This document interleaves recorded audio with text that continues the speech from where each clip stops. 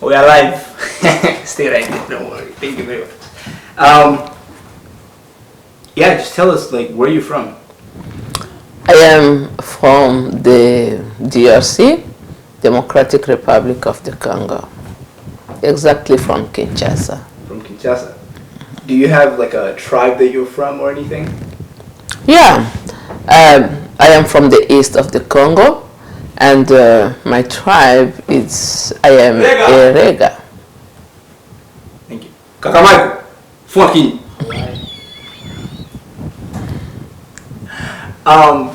How old were you when you first moved out of the Congo? When I first moved from the Congo to here, or just out of the Congo in general? From the Congo to here. Let me see. I don't even remember how old I was. I moved here in 2009, and I think I was like in my late 40, something like that. I don't exactly remember the age, but I was in my late 40. And what was the Congo like for you? I loved my country, and I never thought one day I will leave my country. But unfortunately, because of the war that is going on in the country and the safety of my children, I had to leave Congo to here. How was your experience in transitioning from the Congo to here? At first, when I came here, it was exciting because I was like, okay, I'm going to stay in a place where the kids will go to school without fear, when the kids will be safe. So it was really exciting for me to come in America.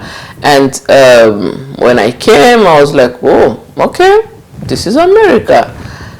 Kind of a little bit different from the South Africa where I was coming from, but it was interesting. And I fixed myself a goal to go back to school because I wanted to be a role model for my children and also help them in their education, because I remember back home with the other older children, I used to help them with their homework and school stuff. But when I came here, I'm like, how will I be able to help my children if I don't know anything about the American education system? So I had to go back to school so that I can understand the American education system and know how I can be helpful to my children, and also so that was my first goal. Okay, and then when I was trying to find a job, that's when I stuck. Because what? Because nobody could take me because I didn't have any experience, job work experience in America. So nobody could hire me. I remember the first time I met this wonderful lady, and that was like an amazing thing. That's another thing that impressed me when I came in America, that this multicultural thing. So that was really amazing because I'm coming from the Congo, and the area when I am coming from, it's only Christianity. Most of the people are Christian. And the first lady that I met, and that was at the agency called RIWA, Refugee Women Alliance, she was a Muslim lady, and she was so nice to me, and I was like, wow. With the idea that we have about Muslim women, we knew that Muslim women normally are in the kitchen, they don't go out, they don't work in the offices. But when I see this lady sitting in the office ready to help me finding a job, I was really amazed, and I'm like, wow, I like this country. So that really changed the idea that I had about Muslim women.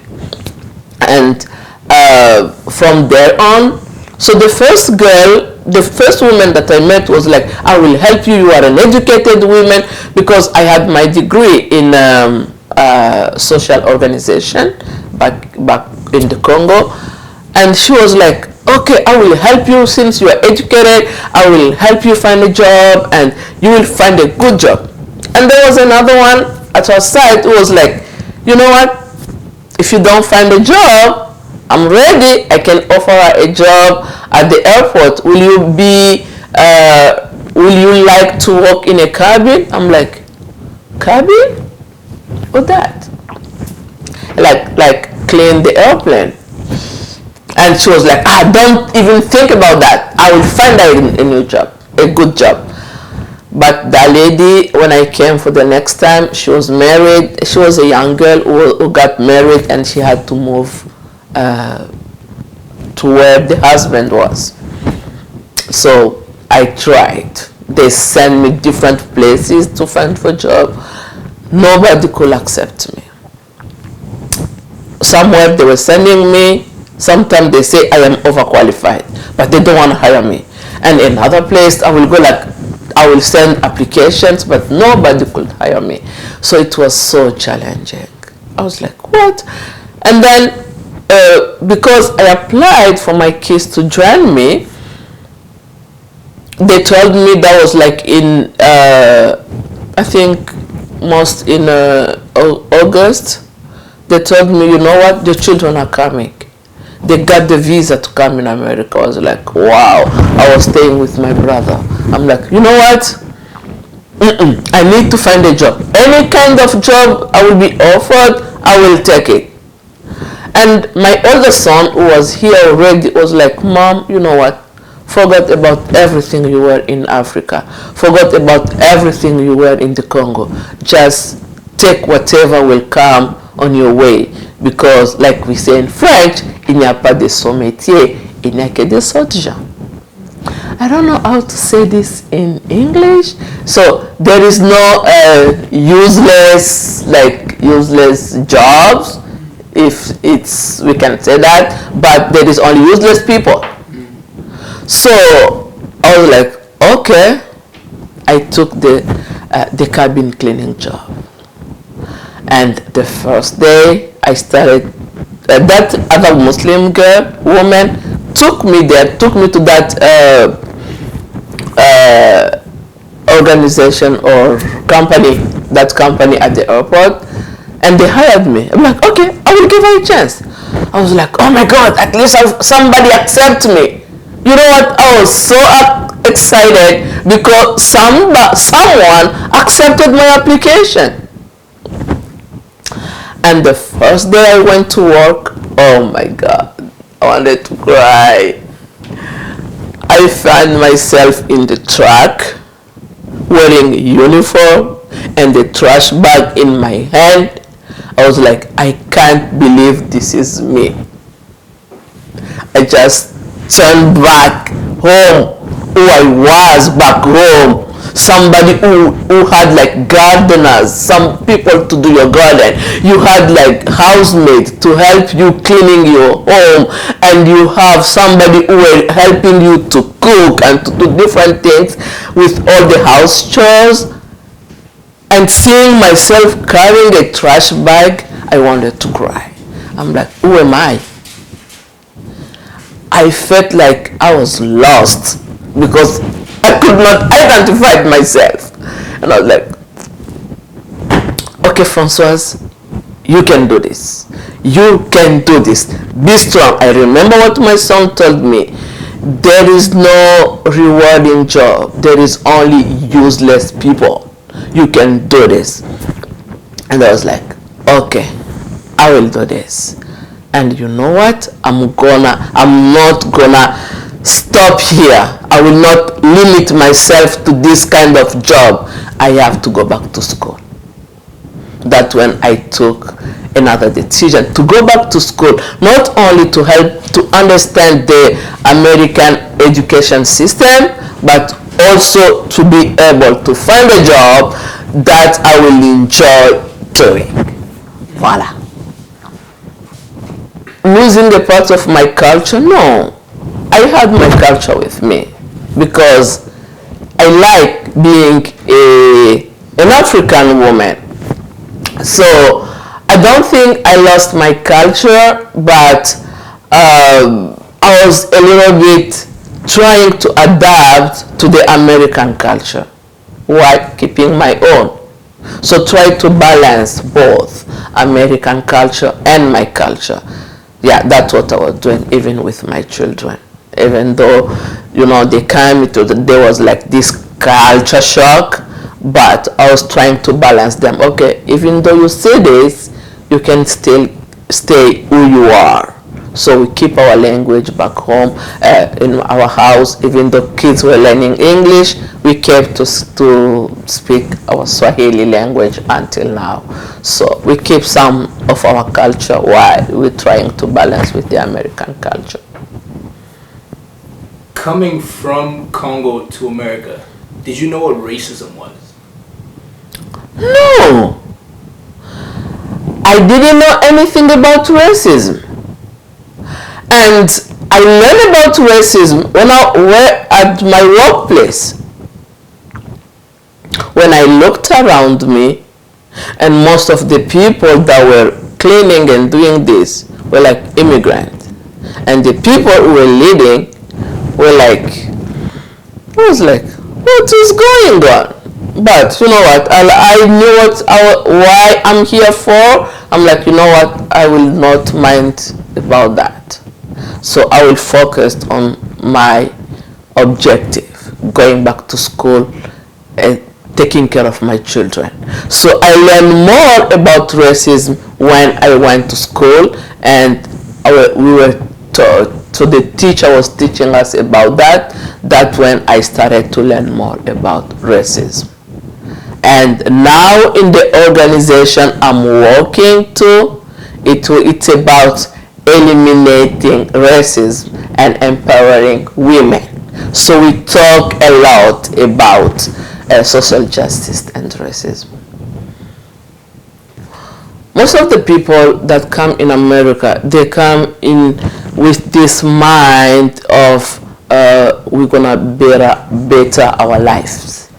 So that's the main thing. And you will see a lot of immigrants, some of them are taking 2 jobs because they have this idea to better their lives. And now they are trying, because you will see that most of us immigrants, our degree doesn't count. Our degree, most of the time, you will see like people who have PhD back from their countries. You will see people who have who were like engineers in their countries. When they come here, they are doing Uber. And most of the women, they do caregiver. If it's not caregiver job, it's housekeeping jobs. Why? Because nobody considers their degrees. They have to go back to school doing this so that they can adapt. So that's what I think, something that we share, all of us, and also the language barrier. The majority of immigrants that comes here, they have this language barrier problem, and they have to go to ESL class and learn the language and all that. So yeah, but beside that, we are hardworking. We are hard workers, so we work hard so that we can better our lives. We can take care of our families, not only in America, but in our country where we are coming from. Because most of the people back home, they consider that we are in America and we are having this good life. So we have to send money off most of the time to help them. But it's kind of challenging, but yeah, it's good. We're trying our best. The biggest thing that, so I think in America we have this freedom. The woman is respected. When I'm coming from, you heard what is happening in my country is the capital of rape. That to show how a woman is not like respected. And nobody to fight for the right of that woman. So being here, I feel like I am safe, and I am that free woman. We have that freedom of speech. You have that freedom of, like, you know, just I am more responsible because I am the breadwinner. I'm everything for my children, for my family right now. I am the breadwinner. I am the mother. I am the father. I am the grandma. I am everything. So, and you know what? It's kind of fun. It's kind of something that I enjoy doing, and yeah, that's different because back home you will not find a woman who is everything. And even though the woman can be like a single mom, at least that woman has like family members that are surrounding the woman that will keep helping the woman with the family stuff. But here, you are like everything. You have to figure out. But by the grace of God, I am a Christian. I pray God, and I think that my strength comes from God. You know, so that's the difference between my country and what I'm getting in Africa. I have that freedom. I went back to school, and I started over. Even though I had a degree, I had to go back for 4 years to go back to school and earn my degree for me to be able to do the job that I enjoy doing. And I'm planning to go further, God willing. Or it's a learning. Can I say learning? It's a learning process. It's a learning process, yeah. I can say my transition in America is a learning process and bettering myself. Is that an English word? Yeah. Okay. What is one character trait that you've developed being here that you did not have in The what? What is one character trait that you have developed here that you didn't have in Africa? Confidence. I have confidence. So I have that self-confidence in whatever I'm doing. I know that yes, I can do this. I can do this. I don't have that fear of saying, I don't know if I will do this. I don't know. In what I'm doing, I have that self-confidence. Okay, I can do this. With the help of God, I can do this. So having that helped me to move forward. Thank you. You're very welcome.